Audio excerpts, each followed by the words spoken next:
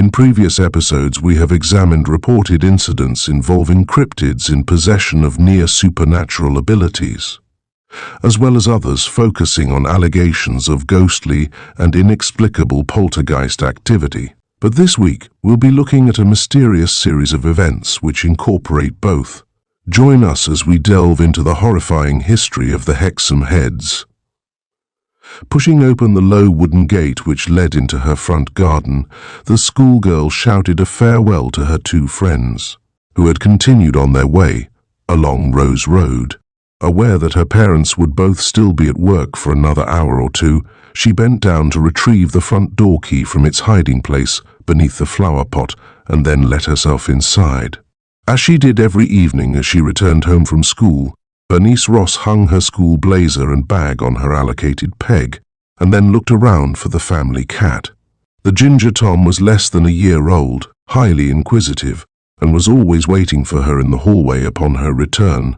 And yet today the room stood dark and silent, with no trace of the family pet.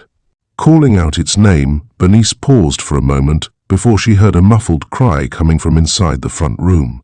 Joyfully, the girl strode across the hall and pushed the door open to find the small cat sitting staring back at her. Reaching out to pick it up, she was startled when it suddenly lashed out at her with its claws, hissing angrily. Staring down in disbelief at her pet, which had never acted this way before, she slowly backed away out into the hall. Bernice was halfway to the door when she heard a muffled thud from upon the landing. Aware she should be alone in the house, the 15-year-old called out for her parents, receiving nothing but silence in return. Peering up into the dark shadows which blotted out the top of the staircase, Bernice convinced herself that she must have been hearing things, and had turned her attention back to the cat when she heard yet another soft thud emanate from above her. Almost immediately, the small animal gave a frightened mew before retreating further into the living room. Bernice began to edge towards the front door, her eyes fixed on the top of the staircase. Ever so slowly, a foot appeared from the shadow, carefully and deliberately planting itself on the uppermost step. It rested there for a moment before another appeared, descending to the next step down. They were like no feet she had ever seen, covered in a thick pelt of fur with menacing claws extending out from long toes. They began to continue their journey down the stairs towards her. Step by step, a nightmarish apparition revealed itself, its whole body covered in the same dark hair. She could see now that its face was dominated by a long snout, with a wide mouth filled with sharp teeth. As the intruder fixed her with a searching stare, its mouth opened even further, a thick tongue lolling to one side. The girl let out an ear-piercing scream, as long and as loud as she could. Instantaneously, the terrifying creature recoiled, vaulting up and over the banister above it and disappearing from sight. Hours later, when Richard Feacham arrived home from work, he found his daughter shut in the living room. The door was barricaded, and she had her beloved cat cradled in her arms, still too terrified to go anywhere else in their home. The incident was the last straw for Richard, who immediately phoned where his wife was working. In blunt terms, he delivered his ultimatum. Either she removed the antiquities she was researching from inside their home, or he would take the children and leave. The bewildering story of the two mysterious items that would later become known as the Hexham Heads began in May of 1971, in the rear garden of 3 Reed Avenue, an anonymous dwelling situated in Northumbrian market town of Hexham.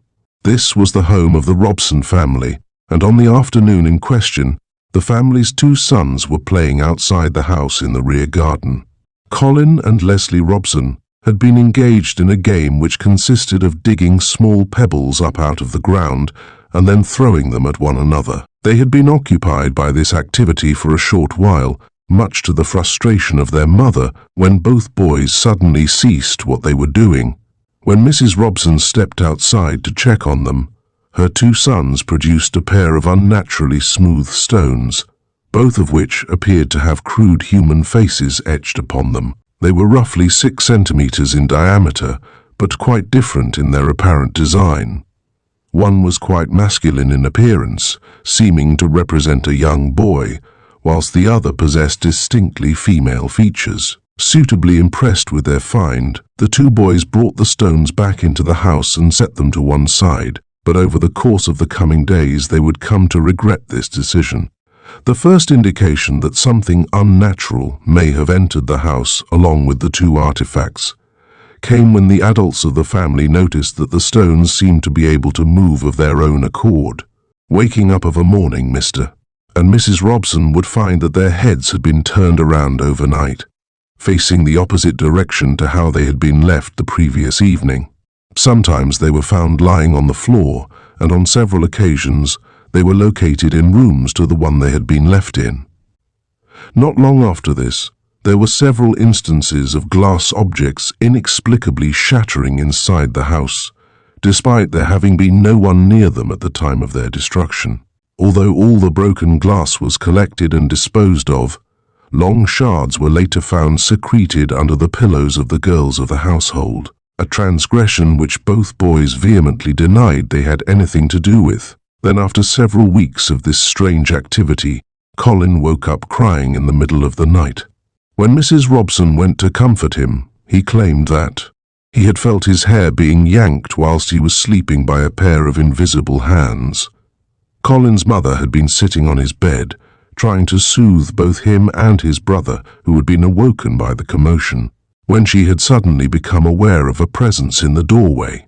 Looking up, she was horrified to see a haunting vision staring back at her from the entrance to the room. It was humanoid in appearance, but was entirely covered in fur, with a face resembling that of a goat or sheep. The second this entity became aware that Mrs. Robson could see it, it immediately disappeared from sight, leaving no trace it had ever been there.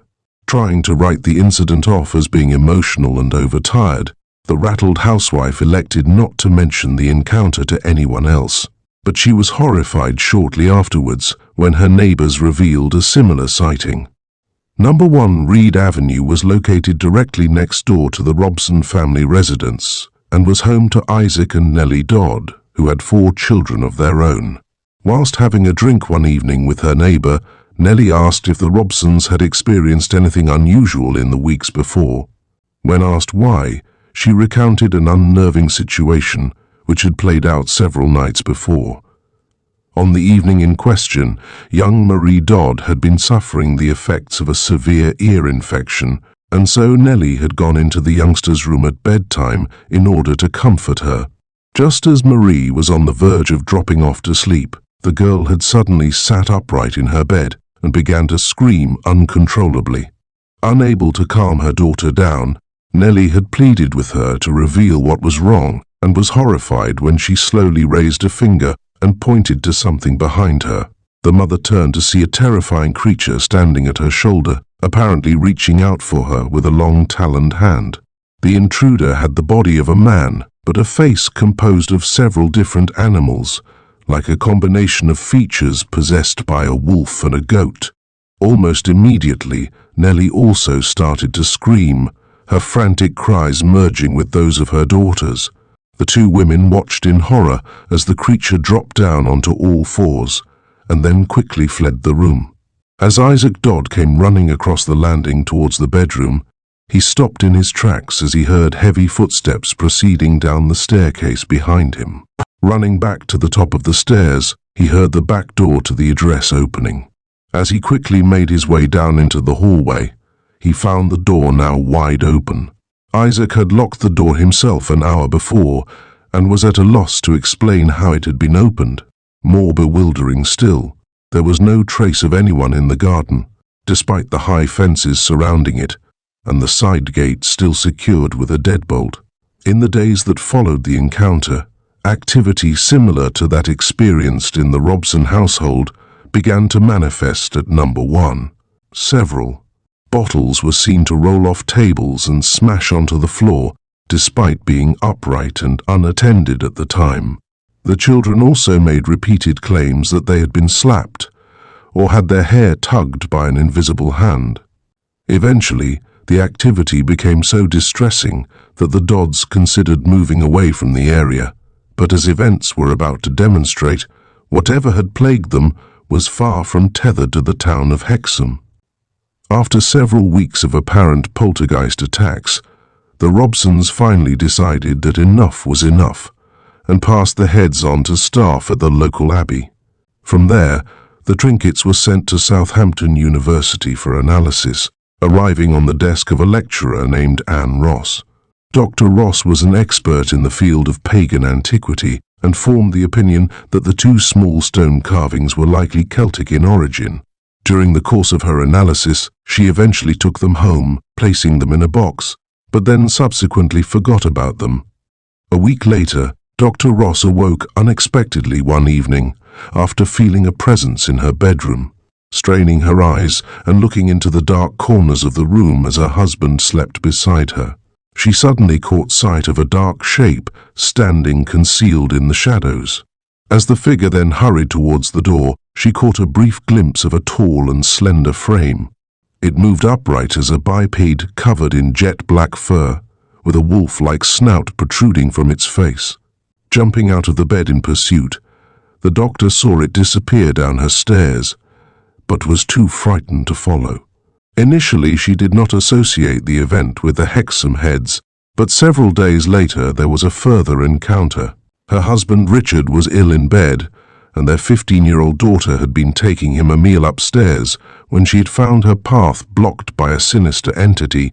As Bernice had tried to scream, the intruder had vaulted the banister and disappeared from sight. The young girl had clearly heard the thump of its feet hitting the wooden flooring of the hall below, but when she ventured to look down, there was no trace of it. When nothing of a similar nature took place over the next week, the professor believed the matter concluded, only to receive an angry phone call from her husband while she was at work. He returned home to find that Bernice had locked herself in the living room and was too terrified to come out. When she had calmed down, she told him she had seen the creature as she had come home from school, having now become aware of the history behind the items she was keeping. The doctor hastily removed them and had them placed into storage at the university. The Heads would stay there for the next 7 years, subjected to occasional testing, until they were then acquired by a man named Frank Hyde. He was an engineer with an interest in the paranormal and asked to be allowed to run tests on them using a Faraday cage. When Hyde passed on in 1984, the location of the Heads was lost with him, and whilst the results of his tests on the items have never been made public, some of those conducted at the university were indeed published. The studies carried out by the staff at Southampton University have only added further mystery to the origins of the Hexham Heads.